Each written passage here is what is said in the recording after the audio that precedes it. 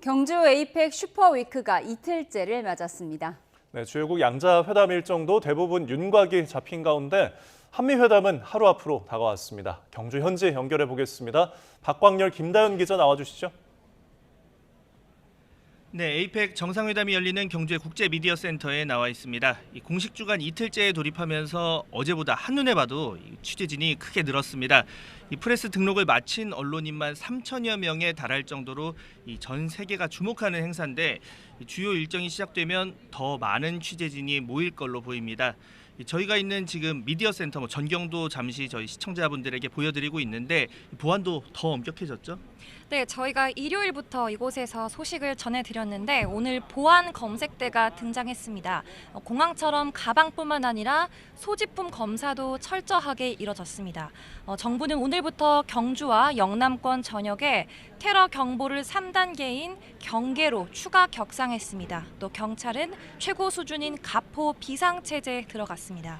네, 회의장 주변 상공 비행 금지 구역으로도 설정됐습니다. 이 행사 끝나는 다음 달 2일까지 드론 같은 아주 작은 비행 장치도 띄울 수 없는데 여기에 더해서 전파 교란, 격추 장비 등도 배치해서 만일의 사태 대비하고 있습니다. 빅 이벤트 앞두고 긴장감 감돌고 있는 이곳 경주. 오늘은 어떤 행사가 진행됐는지 설명해 주시죠. 네, 어제에 이어 오늘도 최종 고위관리회의가 열렸습니다. 각국 외교통상 분야 실국장급들이 모이는 회의인데 무역과 경제, 정책 등 에이펙의 올해 활동 성과를 점검하고 또 올해 핵심 성과로 내세울 인공지능과 인구 구조 변화 대응에 대한 의견 교환이 이뤄졌습니다. 외교부는 이 자리에서 경주 공동선언도 잘 마무리하자는 공동의 의지를 재확인했다고도 강조했습니다. 네, 이번 최종 고위관리회의 결과 내일과 모레 열리는 외교통상 합동 강요회의에 보고됩니다. 디지털 협력 그리고 신기술을 활용한 공급망 강화 방안 논의하는 2개 세션으로 나눠서 진행이 되는데요. 이 에이펙 회의 결과물인 경주 선언의 핵심으로는 특정 국가 이익이 아니라 다 같이 공존하자는 다자주의 무역 질서가 꼽히고 있습니다. 전 세계적으로 보호무역주의가 대두되는 가운데 미국과 중국 등 회원국의 동의를 받아서 경주 선언을 도출해 낸다면 글로벌 외교 중재자라는 존재감이 부각될 거다, 이런 전망도 나오고 있는데요. 정상회의 본 행사는 오는 31일부터 시작됩니다. 그 전에 내일 열리는 한미 정상회담에 관심이 쏠리고 있죠? 네, 맞습니다. 한미 정상회담 하루 앞으로 다가왔습니다. 트럼프 미국 대통령은 내일부터 1박 2일 일정으로 국빈 방문합니다. 국빈 방문은 환영식과 정상회담 또 국빈 만찬이 따라 붙는데 이번에 시진핑 주석 역시 국빈 방문 형태로 한국을 찾습니다. 미국과는 3,500억 달러 규모의 대미 투자 협상이 여전히 쟁점입니다. 관세 협상과 관련한 이 대통령의 외신 인터뷰가 공개됐죠? 네, 맞습니다. 이 대통령 블룸버그 인터뷰에서 이번 정상회담 계기로 관세 협상 마무리 지을 수 있을지에 대해서는 신중한 태도를 보였습니다. 대미 투자금으로 정한 3,500억 달러 그 투자 방식과 규모, 시기 등 모든 것이 여전히 쟁점 사항이라고 설명을 했는데요. 미국이 자국 이익을 극대화하려고 하겠지만 우리의 파국적인 결과 초래할 정도는 아니어야 할 거라고도 말했습니다. 또 협상 지연이 곧 실패는 아니라면서 인내심을 갖고 기다려달라고 강조하기도 했습니다. 타결이 임박했다는 트럼프 대통령과의 온도차가 느껴지는 대목인데 시간에 쫓겨서 국익을 해치는 협상은 하지 않을 거라는 의지를 내비친 걸로 풀이됩니다. 이 대통령 아세안 정상회의 마치고 어젯밤 말레이시아에서 귀국을 했습니다. 미국뿐 아니라 각국 정상과의 정상회담도 이번 주 예정돼 있는데 그에 앞서서 조금 전에 저희 들어온 소식이었습니다. 그래서 한미 정상회담에서 이 대통령이 트럼프 대통령에게 줄 선물이 공개가 됐다고요? 네, 그렇습니다. 국빈 방문에 걸맞은 선물을 계획하고 있다고 합니다. 대통령실은 에이펙을 계기로 방한하는 트럼프 대통령의 선물로 경주 금관을 검토하고 있다고 밝혔습니다. 금관은 특별 제작한 모형이고요. 또 트럼프 대통령에 대한 훈장 수여도 검토하고 있다고 하는데요.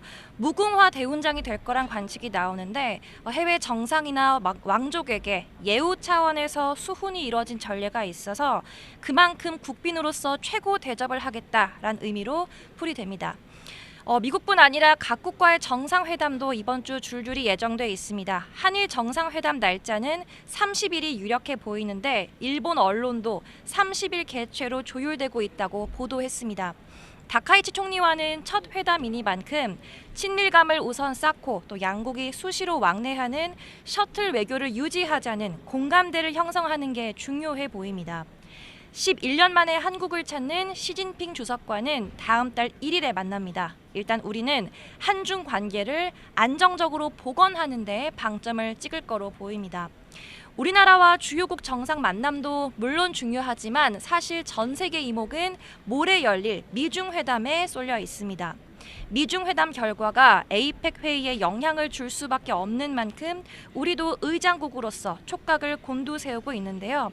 일단 양국은 희토류 수출 통제와 추가 관세 부과를 다 유예하는 방안으로 잠정 합의한 상태입니다.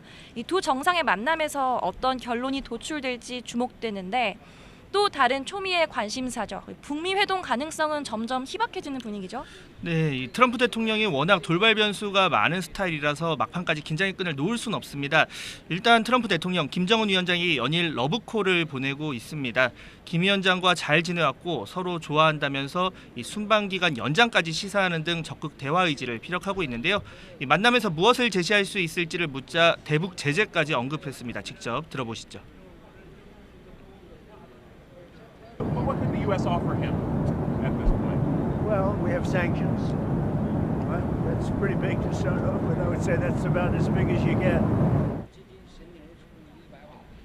네, 트럼프 대통령 재집권 뒤 이 북미 정상회담 의제로 이 대북 제재를 콕 집어 거론한 것 이번이 처음입니다. 다만 트럼프 대통령의 이런 거듭된 손짓에도 김 위원장은 무대응으로 일관하고 있습니다. 여기에 현재 최선희 북한 외무상이 러시아와 벨라루스 방문 일정으로 부재 상태인데요. 외교 책임자가 중요한 일정을 앞두고 자리를 비울 리 없다. 그러니까 회담 성사 가능성은 작다는 관측에 무게가 실립니다. 대북 제재 완화 카드 역시 북한을 테이블로 부르기에는 약한 전략이라는 해석이 나옵니다. 이미 북한은 중국과 러시아를 통해 제재를 우회하고 있어서 구미가 당기지 않을 거라는 겁니다. 또 여기에 트럼프 대통령이 한국에 더 머무를 수 있다는 의향을 내비친 만큼 6년 전 판문점 회동 때처럼 깜짝 만남이 이뤄질지 끝까지 상황을 지켜봐야 할 듯합니다. 네, 그야말로 이 전 세계 이목이 집중되는 경주인데요. 저희는 2시간 뒤에 돌아오겠습니다. 지금까지 국제미디어센터에서 전해드렸습니다.